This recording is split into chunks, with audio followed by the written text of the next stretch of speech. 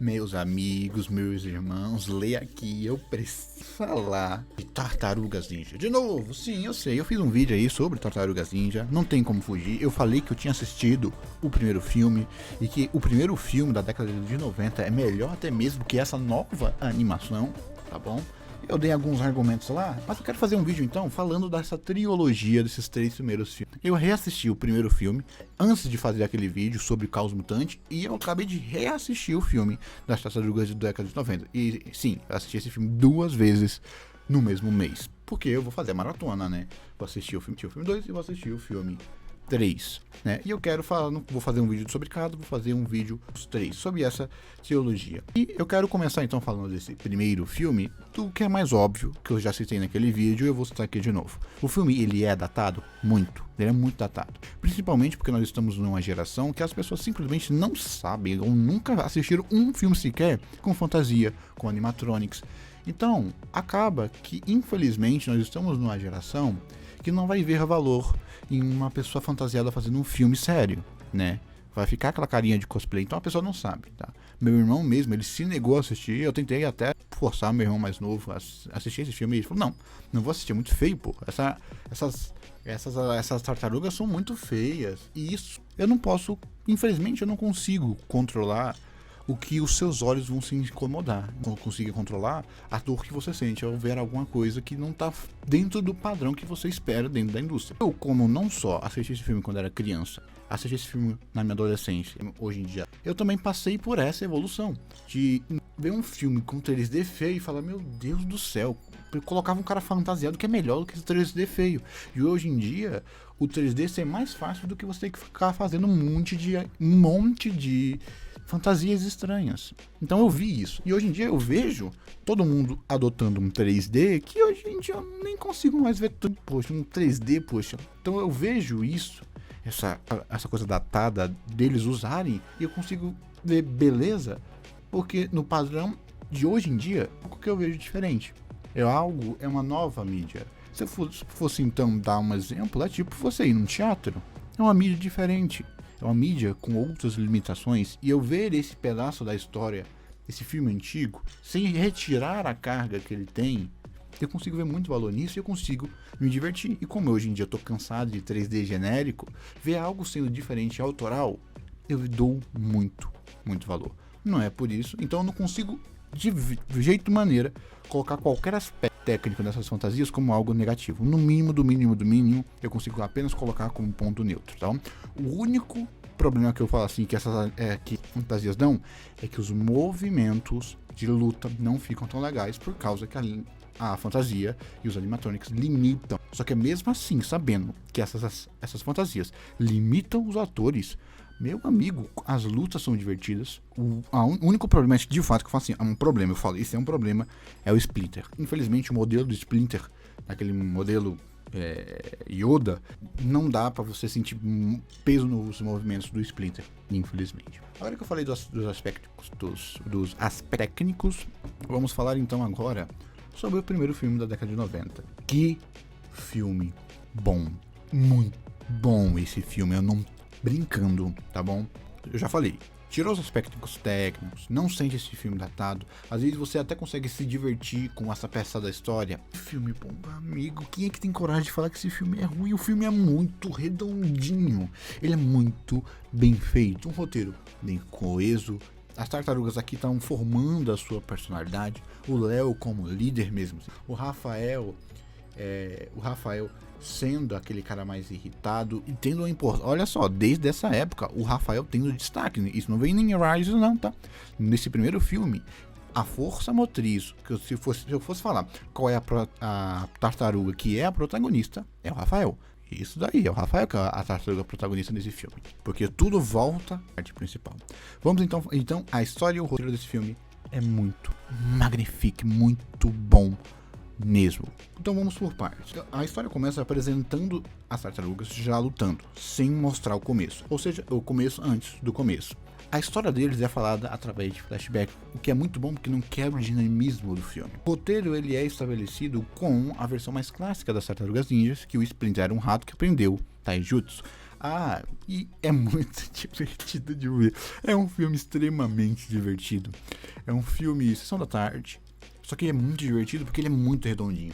E não à toa que ele é dado como um dos melhores filmes das Tartarugas Ninja, porque ele não é só divertido, ele é profundo, bem feito e até mesmo atual, com um clássico conflito de gerações que é muito bem explorado aqui pelo próprio Splinter.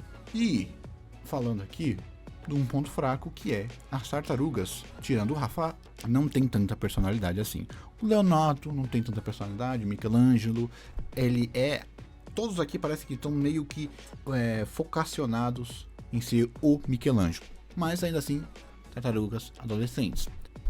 Então, eles não têm uma personalidade tão própria, que pode ser dado como um defeito. Eu até entendo se você, que já está mais acostumado com cada um, tendo uma personalidade própria, só que o filme não te deixa sentir esse defeito ser muito forte, porque o filme ele é muito dinâmico, ele tem várias camadas e ele até mesmo muito, porque todas as essências do que as personalidades das tartarugas se tornaram ainda tá aqui. Então você vê aqui resquícios porque as tartarugas evoluíram para as personalidades que elas têm hoje, porque é muito divertido, não vou mentir, que é legal você fazer retrocesso, tá bom?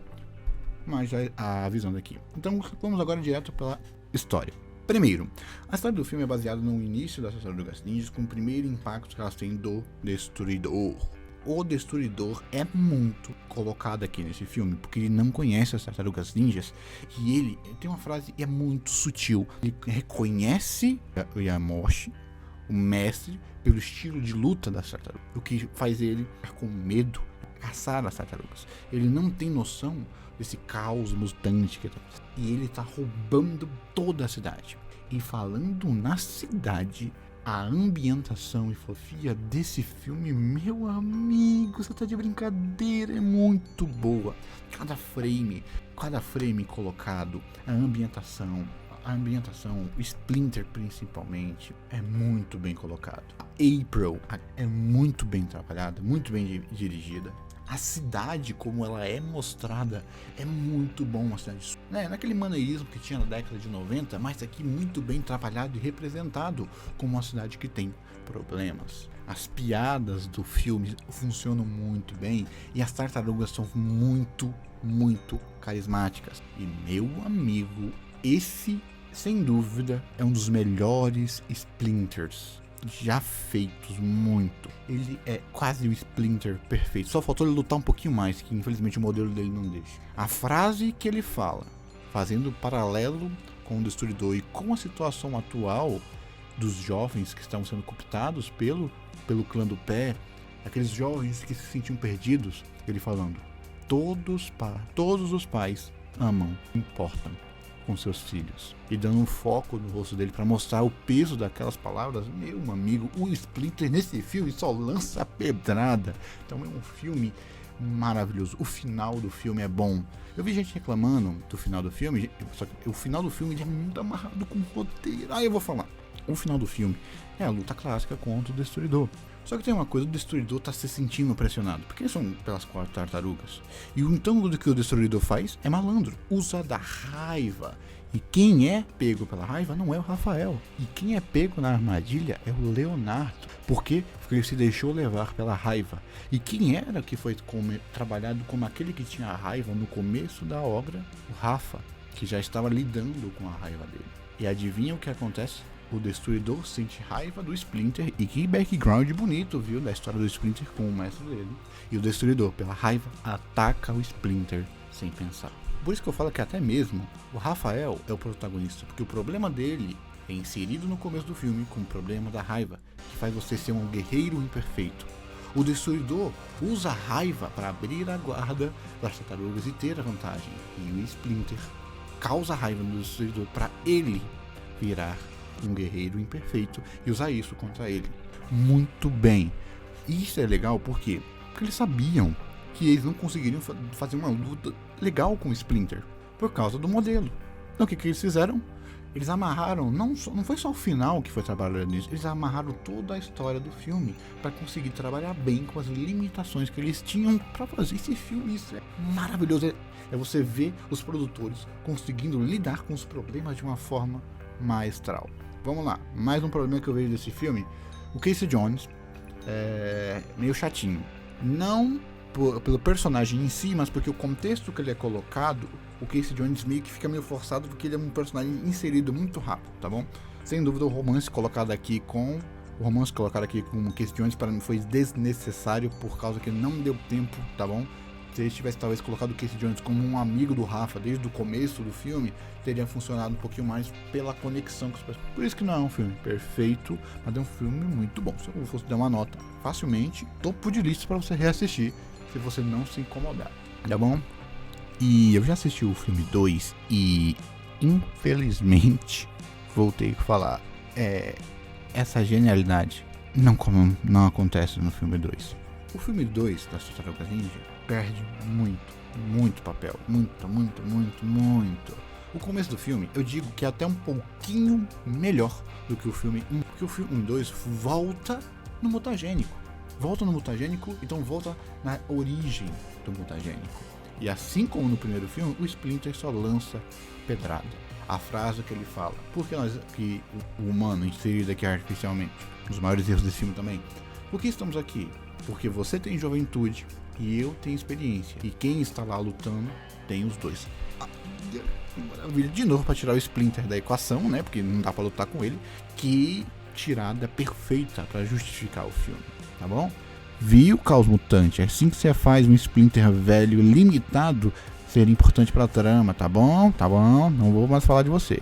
Então esse filme tem exatamente esse problema que ele não foi planejado.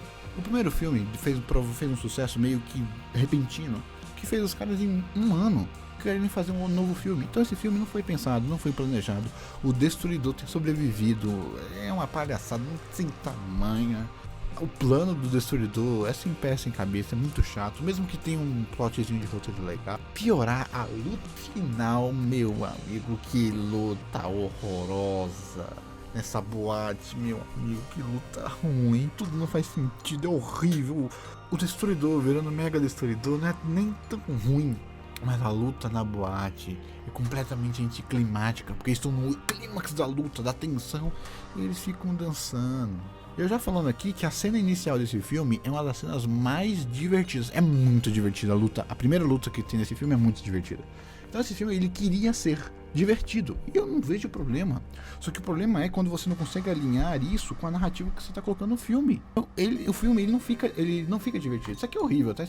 Esse menino aqui ele é péssimo, coisa mais horrorosa do filme, facilmente. Quase não tem função narrativa, só chega aqui para fazer besteira. Ele é apenas um artifício de roteiro para avançar o plot.